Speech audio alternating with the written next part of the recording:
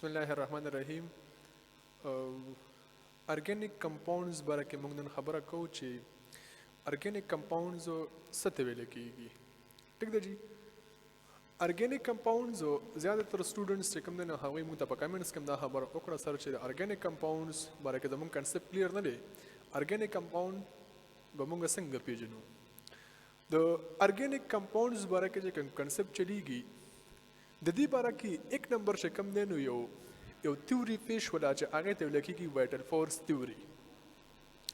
هغه وایټل فورس تیوري دا څنګه پیش ولا او هغه څه وایي هغې په ټول ارګنیزم کې چې څومره لیوینګ تھنګز دي په هغه ټول ارګنیزم کې موجود دي یو نیچرل یعنې قدرتي یو فورس موجود دی چې هغه فورس ته ویل کېږي وایټل فورس. او د دغه وایټل فورس د موجودګۍ په وجه باندې د ټول سالرونکو نه او د ټول لیوینګ ارګنیزم نه تیاریږي ارګینیک کمپاونډ. ټیک ده جی. نو ارګینیک کمپاونډ اصل کې څه ته ویل کېږي.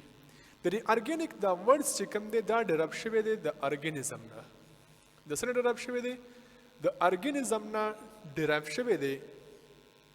نو که زه داسې ولیکم چې ارګینیک کمپاونډ یا هغه کمپاونډ چې کوم د ارګنیزم نه ډیرپ کېږي ته زه ارګنیزم کمپاونډز ورته زه هم ویلی شم. دې ته ارګنیزم کمپاونډ هم ویلی کېږي. ولې د یو ارګنیزم نه ډیرپ کېږي. ټیک شو. وایټل فورس تیوري به دا خبره کوله چې په دې کې یو نیچرل فورس دی په ارګنیزم کې او د دې ارګنیزم کې د وایټل فورس د فرزنټۍ په وجه باندې دا پکې فرزنټ دی دا پکې موجود دی د دې په وجه باندې د یو ارګنیزم نه ارګینیک کمپاونډ ډیرایو کیږي. لکه اوس فار ایگزامپل زه دا خبره کوم لکه موږ واخیستو پروټینز دي. پروټینز ارګینیک کمپاونډز دي. پروټینز ارګینیک کمپاونډز دي. سیکنډ نمبر کاربوهایډریټس. کاربوهایډریټس ارګینیک کمپاونډز دي.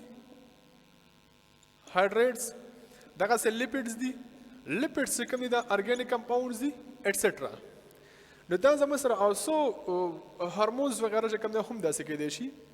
نو دا چې کوم دي دا پروټینز کې تاسو وګورئ کاربوهایډریټس وګورئ او لیپډس وګورئ دا ټول چا نه حاصلیږي. دا درې ونه زموږ سره حاصلیږي د لیوینګ تھنګز نه. یعنې هغه څیزونه نه چې کوم سالري د هغې نه دا حاصلیږي. فار ایگزامپل کاربوهایډریټس چې کوم دی دا څنګه حاصلیږي. نو کاربوهایډریټس دا حاصلیږي د شوګر کین نه. ټیک شو. د دغې نه علاوه چې کوم دی نو زموږ سره که پروټینز ته موږ وګورو پروټین موجود په میټ کې دي. نو دغه میټ چې کوم دی دغه موږ څه نه حاصلو دغه موږ د انیملز نه حاصلو د هغې نه دا حاصلیږي. که دغسې موږ وګورو ما یو هند ځان سره واخیستو او په هغه هند کې چې کوم دی نو هغه موږ ته راکوي ایګو. اوس په دغه ایګ کې چې کوم دی نو په دې کې کوم وایټش کلر دی د ایګ زموږ سره 2 پارټ دي. یو زموږ سره یلو پارټ شو او بل زموږ سره وایټش پارټ شو. په دې کې زموږ سره موجود پروټین دی. ټیک شو. دغه پروټینز کم دی البومین پروټین موجود دی. اوس دغه البومین پروټین د کم ځای نه راغی دا د ایګ په وایټش پارټ کې موجود دی. نو دا ایګ د کم ځای نه راغی دا د موږ سره هند نه راغی. هند څه شی دی دا موږ سره یو لیوینګ تھنګز دی. نو دا یو کنسپټ روانو دا و د وایټل فورس تیوري یو کنسپټ و. دغسې که موږ وګورو په پلانټس ته چې کوم دی نو موږ دا حاصلوو. دغسې که موږ لیپډس ته وګورو موږ د انیملز نه حاصلوو. لکه اوس موږ سنفلاور واخیستو نو سنفلاور چې کوم دی نو هغه موږ ته لیپډز یعنې آیلز پکې دي هغه ته موږ اخلو. اوس هغه لیپډز یا آیل چې کوم دی هغې نه موږ اخلو. سنفلاور څه شی دی دا هم لیوینګ تھنګز دی. د هغې نه موږ دا څیزونه اخلو. دا یو تیوري څه ټایم پورې روانه وه. نو وایټل فورس تیوري به دا یو خبره زیاده کوله. وایټل فورس تیوري هغې وایي چې په ټول ارګنیزم کې یو وایټل فورس دی یو نیچرل فورس دی چې هغې ته وایټل فورس ویلی کېږي. او د دې وایټل فورس د وجې چې کوم دی د لیوینګ ارګنیزم نه دا څیزونه تیاریږي. او وایي دا لیوینګ ارګینیک کمپاونډ چې کوم دي نو وایي هغه د نن لیوینګ نه نشي تیارېدی او په لیبارټرۍ کې هم نه تیاریږي. نو د هغې دپاره چې کوم دی فریډریک ویهلر راغی هغه داسې کار وکړو چې هغه راواخیستل امونیم کلورایډو NH4Cl راواخیستو او ورسره پوټاشیم ساینایډ راواخیستو KCNO دا یې راواخیستو چې کله یې دواړه په لیب کې میلاو کړل او دوه ته هیټ ورکو نو د امونیم سایناید چې کوم دی یعنی امونیم کلوراید او سره پوتاشیم سایناید دا دوه ان ارګانیک دي دا دوه ان ارګانیک کمپاوند دی راوغستل د دې نه مولا د دې د کمبینیشن نه NH4CNO تیار شو امونیم سایناید تیار شو او پلس سره پوتاشیم کلوراید تیار شو نه پوتاشیم کلوراید چې تیار شو او امونیم سایناید تیار شو د امونیم سایناید چې په سیکنډ سټپ کې د کډه راوغستو امونیم سایناید NH4CNO دا یې دوباره هیټ اپ کو چې کله هیټ اپ کو نو دی ورته داسې کمپاوند جوړ کړل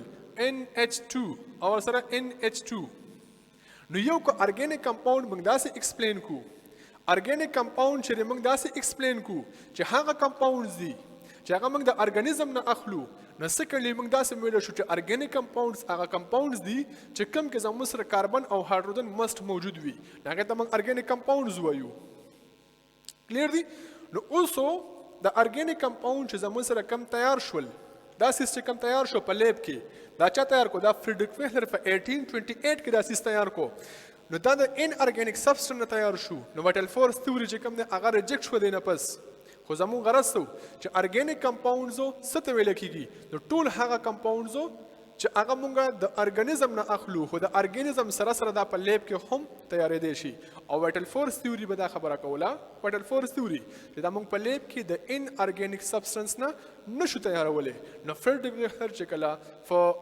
1828 کې کله خپل ایکسپریمنټ وکړو چې د ان ارګانیکو یعنی هغه د نن لیوینګ نه چې کوم دی نو ارګانیک کمپاوندز تیار کړل د هغې نه پسو وټل فورس تیوري چې کوم دی د هغې ریجیکشن په دې طریقې سره وشو نو ارګانیک کمپاوندزو مونږ هغه کمپاوندز ته وایو چې موږ د ارګانیزم نه ډرایو کوو هغه کمپاوندز چې پکې کاربن موجود وي هایدروجن موجود وي دغه ټول ته موږ څه وایو هغې ته موږ وایو ارګانیک کمپاوندز کلیر چا څه کوېسچن وي کمنټس کې مو ته وکړي